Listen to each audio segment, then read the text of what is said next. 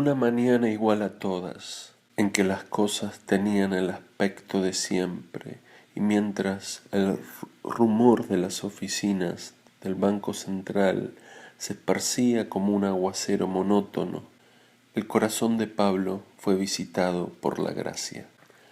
El cajero principal se detuvo en medio de las complicadas operaciones y sus pensamientos se concentraron en un punto. La idea de la divinidad llenó su espíritu, intensa y nítida como una visión, clara como una imagen sensorial. Un gozo extraño y profundo que otras veces había llegado hasta él como un reflejo momentáneo y fugaz, se hizo puro y durable y halló su plenitud. Le pareció que el mundo estaba habitado por Pablos innumerables y que en ese momento todos convergían en su corazón. Pablo vio a Dios en el principio, personal y total, resumiendo dentro de sí todas las posibilidades de la creación. Sus ideas volaban en el espacio como ángeles y la más bella de todas era la idea de la libertad, hermosa y amplia como la luz. El universo, recién creado y virginal, disponía sus criaturas en órdenes armoniosos.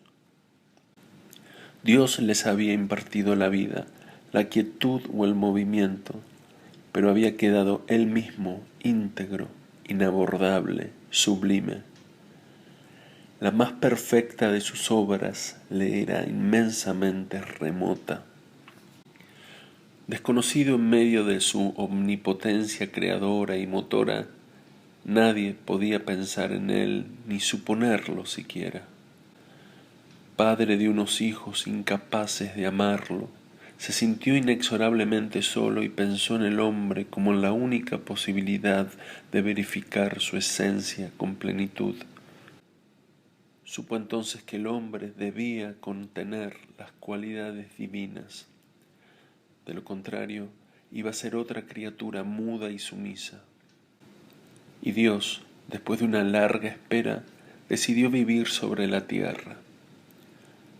Descompuso su ser en miles de partículas y puso el germen de todas ellas en el hombre, para que un día, después de recorrer todas las formas posibles de la vida, esas partes errantes y arbitrarias se reuniesen, formando otra vez el modelo original, aislando a Dios y devolviéndolo a la unidad. Así quedará concluido el ciclo de la existencia universal y verificado totalmente el proceso de la creación que Dios emprendió un día en que su corazón rebosaba de amoroso entusiasmo. Perdido en la corriente del tiempo, gota de agua en un mar de siglos, grano de arena en un desierto infinito, allí está Pablo en su mesa, con su traje gris a cuadros y sus anteojos de carey artificial, con el pelo castaño y liso dividido por una raya minuciosa, con sus manos que escriben letras y números impecables, con su ordenada cabeza de empleado contable que logra resultados infalibles, que distribuye las cifras en derechas columnas, que nunca ha cometido un error ni puesto una mancha en las páginas de sus libros. Allí está, inclinado sobre su mesa, recibiendo las primeras palabras de un mensaje extraordinario, él, a quien nadie conoce ni conocerá jamás, pero que lleva dentro de sí la fórmula perfecta, el número acertado de una inmensa lotería. Pablo no es bueno ni malo. Sus actos responden a un carácter cuyo mecanismo es muy sencillo en apariencia, pero sus elementos han tardado miles de años en reunirse y su funcionamiento fue previsto en el alba del mundo. Todo el pasado humano careció de Pablo. El presente está lleno de Pablos imperfectos, mejores y peores, grandes y pequeños, famosos o desconocidos. Inconscientemente, todas las madres trataron de tenerlo como hijo. Todas delegaron esa tarea en sus descendientes, con la certeza de ser algún día sus abuelas. Pero Pablo había sido concebido como un fruto indirecto y remoto. Su madre tuvo que morir, ignorante, en el momento mismo del alumbramiento. Y la clave del plan a que obedecía su existencia le fue confiada a Pablo durante una mañana cualquiera que no llegó precedida de ningún aviso exterior, en la que todo era igual que siempre y en la que resonaba el trabajo dentro de las extensas oficinas del Banco Central con su mismo acostumbrado rumor. Cuando salió de la oficina, Pablo vio el mundo con otros ojos. Rendía un silencioso homenaje a cada uno de sus semejantes. Veía a los hombres con el pecho transparente, como animadas custodias, y el blanco símbolo resplandecía en todas. El Creador excelente iba contenido en cada una de sus criaturas y verificado en ella. Desde ese día, Pablo juzgó la maldad de otra manera, como el resultado de una dosis incorrecta de virtudes, excesivas las unas, escasas las otras. Y el conjunto deficiente engendraba virtudes falsas que tenían todo el aspecto del mal. Pablo sentía una gran piedad por todos aquellos inconscientes portadores de Dios que muchas veces lo olvidan y lo niegan, que lo sacrifican en un cuerpo corrompido. Vio a la humanidad que buceaba, que buscaba infatigablemente el arquetipo perdido. Cada hombre que nacía era un probable salvador. Cada muerto era una fórmula fallida. El género humano, desde el primer día, efectúa todas las combinaciones posibles, ensaya todas las dosis imaginables con las partículas divinas que andan dispersas por el mundo. La humanidad esconde penosamente en la tierra sus fracasos y contempla con emoción el renovado sacrificio de las madres. Los santos y los sabios hacen renacer la esperanza. Los grandes criminales del universo la frustran. Tal vez antes del hallazgo final aguarda la última decepción y debe verificarse la fórmula que realice al hombre más exactamente contrario al arquetipo, la bestia apocalíptica que han temido todos los siglos. Pablo sabe muy bien que nadie debe perder la esperanza. La humanidad es inmortal porque Dios está en ella y lo que hay en el hombre de perdurable es la eternidad misma de Dios. Las grandes hecatombres, los diluvios y los terremotos, la guerra y la peste no podrán acabar con la última pareja. El hombre nunca tendrá una sola cabeza para que alguien pueda cegarla de un golpe. Desde el día de la revelación, Pablo vivió una vida diferente. Cesaron para él preocupaciones y afanes pasajeros. Le pareció que la sucesión habitual de los días y las noches, las semanas y los meses habían cesado para él. Creyó vivir en un solo momento, enorme y detenido, amplio y estático como un islote en la eternidad. Consagraba sus horas libres a la reflexión y a la humildad. Todos los días era visitado por claras ideas y su cerebro se iba poblando de resplandores. Sin que pusiera nada de su parte, el hálito universal lo penetraba poco a poco y se sentía iluminado y trascendido como si un gran golpe de primavera traspasara el ramaje de su ser. Su pensamiento se ventilaba en las más altas cimas. En la calle, arrebatado por sus ideas, con la cabeza en las nubes, le costaba trabajo recordar que iba sobre la tierra. La ciudad se transfiguraba para él.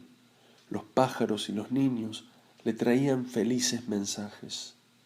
Los colores parecían extremar su cualidad y estaban como recién puestos en las cosas.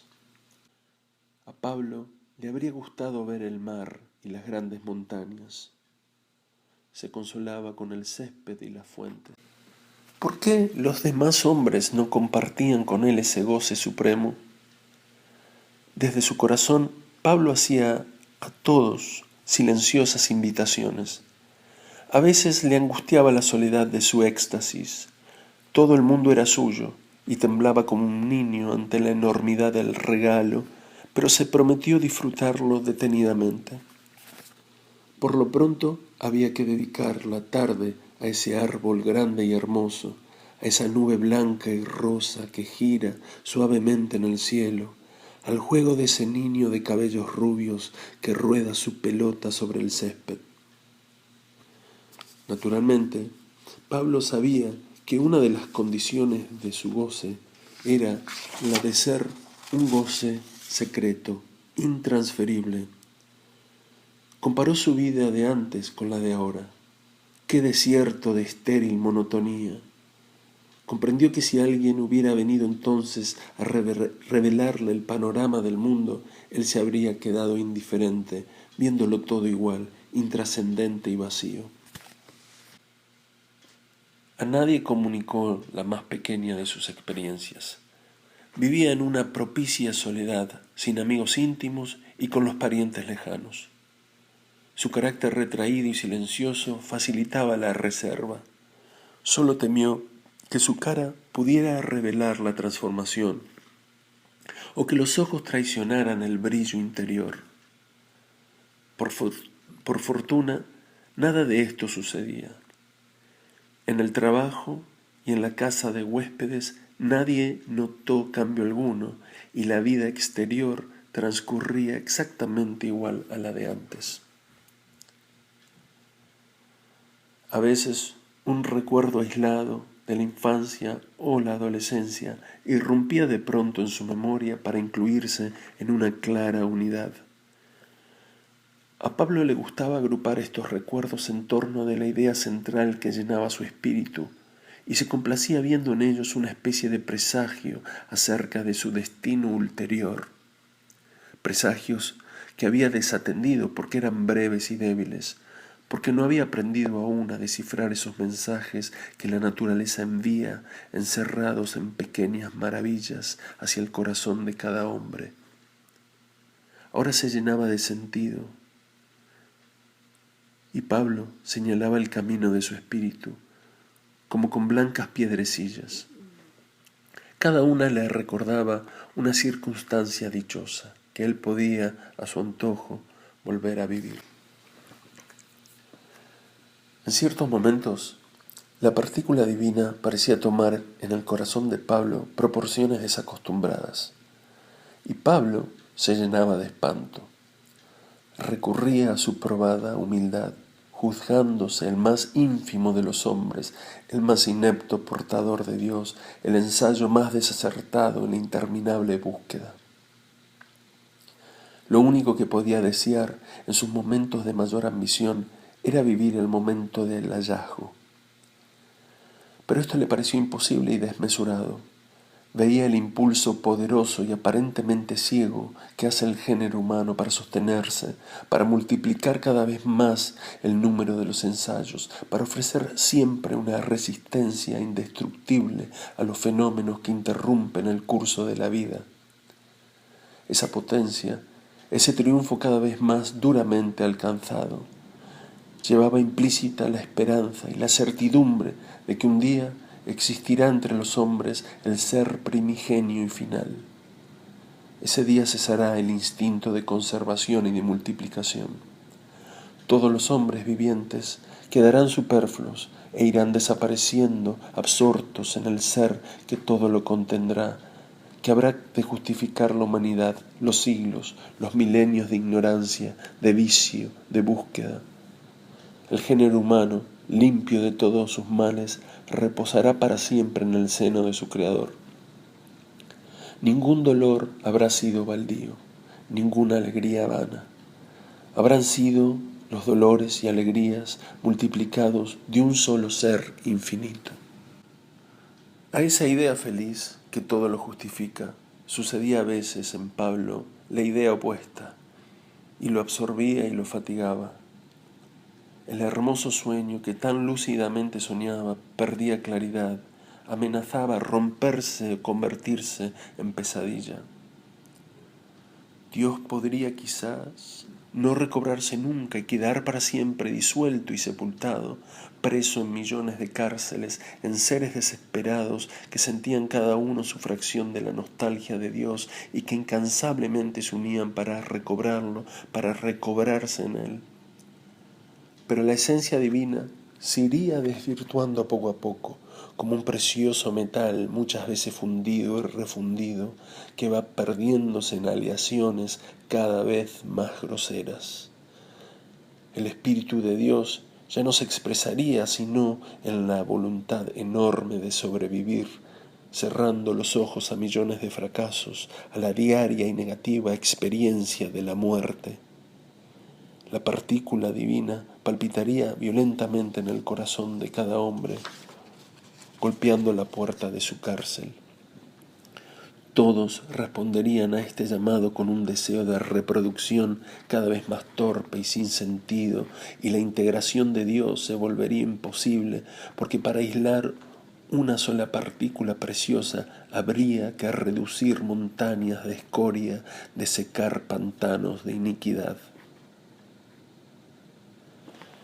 En estas circunstancias, Pablo era presa de la desesperación, y de la desesperación brotó la última certidumbre, la que en vano había tratado de aplazar. Pablo comenzó a percibir su terrible cualidad de espectador y se dio cuenta de que al contemplar el mundo lo devoraba. La contemplación nutría su espíritu y su hambre de contemplar era cada vez mayor. Desconoció en los hombres a sus prójimos. Su soledad comenzó a agrandarse hasta hacerse insoportable. Veía con envidia a los demás, a esos seres incomprensibles que nada saben y que ponen todo su espíritu liberalmente en mezquinas ocupaciones, gozando y sufriendo en torno a un Pablo solitario y gigantesco que respiraba por encima de todas las cabezas un aire enrarecido y puro que recorría los días requisando y detentando los bienes de los hombres. La memoria de Pablo comenzó a retroceder velozmente. Vivió su vida día por día y minuto a minuto. Llegó a la infancia y a la puericia. Siguió adelante, más allá de su nacimiento, y conoció la vida de sus padres y la de sus antepasados, hasta la última raíz de su genealogía, donde volvió a encontrar su espíritu señoreado por la unidad. Se sintió capaz de todo. Podría recordar el detalle más significante de la vida de cada hombre, encerrar el universo en una frase, ver con sus propios ojos las cosas más distantes en el tiempo y en el espacio, abarcar en su puño las nubes, los árboles y las piedras. Su espíritu se replegó sobre sí mismo, lleno de temor. Una timidez inesperada y extraordinaria se adueñó de cada una de sus acciones. Eligió la impasibilidad exterior como respuesta al activo fuego que consumía sus entrañas. Nada debía cambiar el ritmo de la vida. Había de hecho dos Pablos, pero los hombres no conocían más que a uno. El otro El decisivo Pablo, que podía hacer el balance de la humanidad y pronunciar un juicio adverso o favorable, permaneció ignorado, totalmente desconocido dentro de su fiel traje gris a cuadros, protegida la mirada de sus ojos abismales por unos anteojos de carey artificial. En su repertorio infinito de recuerdos humanos, una anécdota insignificante que tal vez había leído en la infancia sobresalía y lastimaba levemente su espíritu. La anécdota parecía desprovista de contorno y situaba sus frases escuetas en el cerebro de Pablo. En una aldea montañosa, un viejo pastor extranjero logró convencer a todos sus vecinos de que era la encarnación misma de Dios. Durante algún tiempo gozó una situación privilegiada, pero sobrevino una sequía. Las cosechas se perdieron, las ovejas morían. Los creyentes cayeron sobre el Dios y lo sacrificaron sin piedad. En una sola ocasión Pablo estuvo a punto de ser descubierto.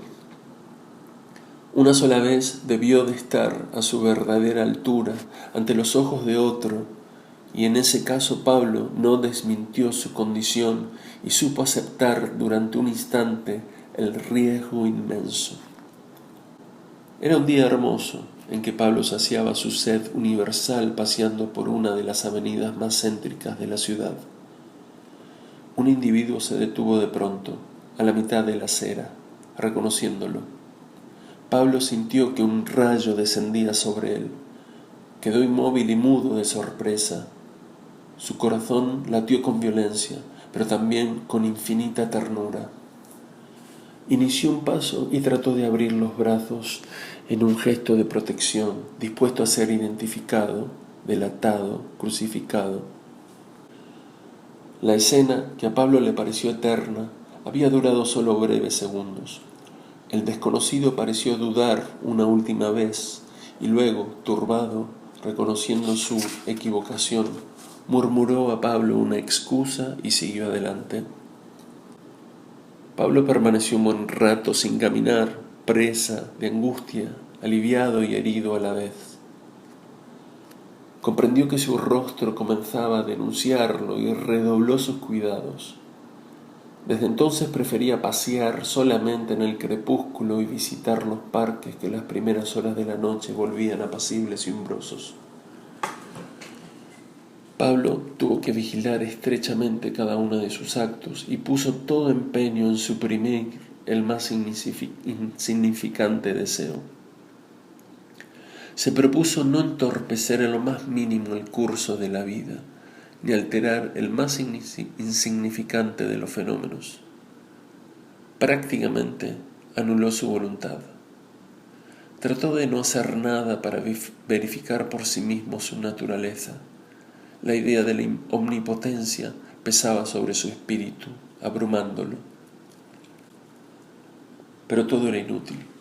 El universo penetraba en su corazón a raudales, restituyéndose a Pablo como un ancho río que devolviera todo el caudal de sus aguas a la fuente original. De nada servía que opusiera alguna resistencia. Su corazón se desplegaba como una llanura y sobre él llovía la esencia de las cosas. En el exceso mismo de su abundancia, en el colmo de su riqueza, Pablo comenzó a sufrir por el empobrecimiento del mundo que iba a vaciarse de sus seres, a perder su calor y a detener su movimiento. Una sensación desbordante de piedad y de lástima empezó a invadirlo hasta hacerse insufrible. Pablo se dolía por todo, por la vida frustrada de los niños, cuya ausencia empezaba a notarse ya en los jardines y en las escuelas, por la vida inútil de los hombres y por la vana impaciencia de las embarazadas que ya no vivirían el nacimiento de sus hijos, por las jóvenes parejas que de pronto se deshacían, roto ya el diálogo superfluo, despidiéndose sin formular una cita para el día siguiente. Y temió por los pájaros, que olvidaban sus nidos y se iban a volar sin rumbo, perdidos, sosteniéndose apenas en un aire sin movimiento. Las hojas de los árboles comenzaban a amarillar y a caer. Pablo se estremeció al pensar que ya no habría otra primavera para ellos, porque él iba a alimentarse con la vida de todo lo que moría. Se sintió incapaz de sobrevivir al recuerdo del mundo muerto y sus ojos se llenaron de lágrimas. El corazón tierno de Pablo no precisaba un largo examen. Su tribunal no llegó a funcionar para nadie. Pablo decidió que el mundo viviera y se comprometió a devolver todo lo que le había ido quitando. Trató de recordar si en el pasado no había algún otro Pablo que se hubiera precipitado desde lo alto de su soledad para vivir en el océano del mundo un nuevo ciclo de vida dispersa y fugitiva. Una mañana nublada, en la que el mundo había perdido ya casi todos sus colores y en la que el corazón de Pablo destellaba como un cofre henchido de tesoros, decidió su sacrificio. Un viento de destrucción vagaba por el mundo, una especie de arcángel negro con alas de cierzo y de llovizna que parecía ir borrando el perfil de la realidad, preludiando la última escena. Pablo lo sintió capaz de todo, de disolver los árboles y las estatuas, de destruir las piedras arquitectónicas, de llevarse en sus alas sombrías el último calor de las cosas. Tembloroso, sin poder soportar un momento más el espectáculo de la desintegración universal, Pablo se encerró en su cuarto y se dispuso a morir. De modo cualquiera, como un ínfimo suicida, dio fin a sus días antes de que fuera demasiado tarde y abrió de par en par las compuertas de su alma. La humanidad continúa empeñosamente sus ensayos después de haber escondido bajo la tierra otra fórmula fallida. Desde ayer Pablo está otra vez con nosotros, en nosotros, buscándose. Esta mañana el sol brilla con raro esplendor.